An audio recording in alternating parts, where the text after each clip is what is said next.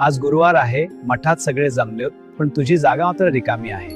माझं मन तुझी वाट पाहतंय.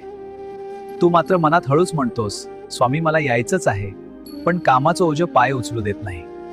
तुला वाटत मी रागावलो असेल. अरे वेड्या, तुझे कष्ट, तुझी धावपळ, तुझ्या कपाळावरचा घाम हीच तर माझी खरी पूजा आहे.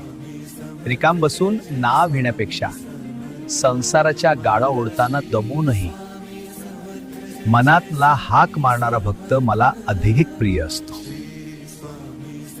तू जिथे प्रामाणिकपणे घाम गाळतोयस तिथेच मी तुझ्या पाठीशी उभा आहे.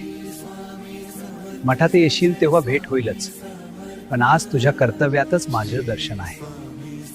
लक्षात ठेव, भक्ती म्हणजे वेळ मिळाल्यावर केलेली गोष्ट नाही, ती जबाबदारी निभावताना जपलेला विश्वास आहे.